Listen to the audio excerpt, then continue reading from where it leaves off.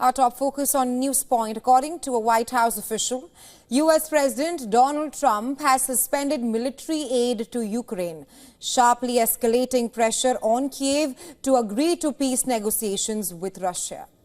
The report comes after U.S. President Donald Trump condemned Ukrainian President Volodymyr Zelensky for saying that a deal to end the war with Russia was very far away. Trump called Zelensky's assertion the worst statement to have been made by him. The U.S. president warned that he would not put up much longer with Zelensky's stance on the war. I want to see it end fast. I don't want to see this go on for years and years. Now, President Zelensky supposedly made a statement today in AP. I'm not a big fan of AP, so maybe it was an incorrect statement, but he said he thinks the war's going to go on for a long time. And he better not be right about that. That's all I'm saying. The latest remarks came after the Ukrainian president accused Russia of not being serious about peace. Zelensky asserted that tough security guarantees were the only way to end the war. Trump stepped up his threats, hinting that Zelensky will not be around very long without a ceasefire deal with Moscow. President, $350 billion. We have to make a deal. And the deal can be made very fast. It should not be that hard a deal to make. It can be made very fast. Now, maybe somebody doesn't want to make a deal. And if somebody doesn't want to make a deal, I think that person won't be around very long. That person will not be listened to very long because I believe that Russia wants to make a deal. I believe certainly the people of Ukraine want to make a deal. They've suffered more than anybody else. Trump said Zelensky should be more appreciative of the billions of dollars of military aid that Washington has contributed to Kiev's fight against Russia. Well, I just think he should be more appreciative because this country has stuck with them through thick and thin. We've given them much more than Europe, and Europe should have given more than us because, as you know, that's right there. That's the border. This country really was like the fence on the border. It was very important to Europe, and I'm not knocking Europe. I'm saying that they were a lot smarter than Joe Biden.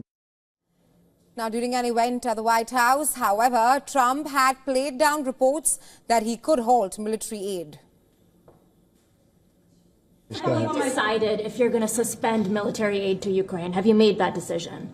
Well, I haven't even talked about that right now. I mean, right now, we'll see what happens. A lot of things are happening right now as we speak. I mean, literally as we speak. I could give you an answer and go back to my office, the beautiful Oval Office. I could go back into the Oval Office and find out that the answer is obsolete. Meanwhile, the U.S. president offered hope that a minerals deal that fell through last week due to the row between Trump and Zelensky could be revived.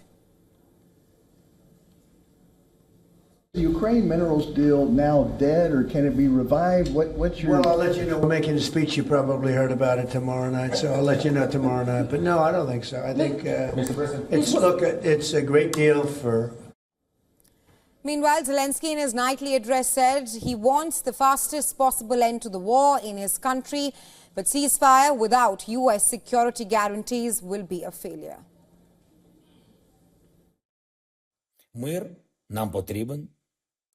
We need peace, real honest peace, not endless war. And we need security guarantees. It was the lack of security guarantees for Ukraine 11 years ago that allowed Russia to start with the occupation of Crimea and the war in Donbass. On the ground, meanwhile, Ukrainian officials reported fatalities from a Russian missile strike on a military training facility, some 130 kilometers from the front line. However, according to a US-based Institute for the Study of War, Russian forces advanced less on Ukrainian territory in February than in the months earlier. The ISW data showed that Moscow advanced by 389 square kilometers in February after advances of 431 square kilometers in January and 476 square kilometers in December. For more on this, our correspondent Susan Tehrani has sent us this report on Trump halting military aid to Ukraine and its implications on the battlefield. President Donald Trump has ordered an indefinite pause on all U.S. military aid to Ukraine following that contentious meeting with Ukrainian President Volodymyr Zelensky at the White House. The decision halts the delivery of military equipment, including shipments currently in transit. Now, this suspension aims to pressure Ukraine into demonstrating some kind of commitment to peace negotiations with Russia. At least it appears that way.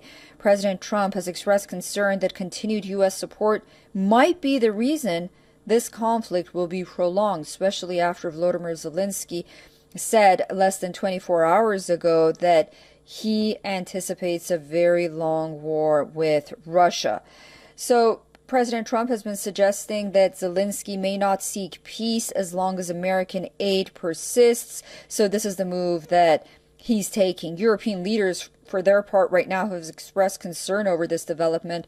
They're emphasizing the importance of sustained U.S. support for Ukraine's security and stability in the region. Of course, this situation remains fluid with ongoing discussions about what to do next.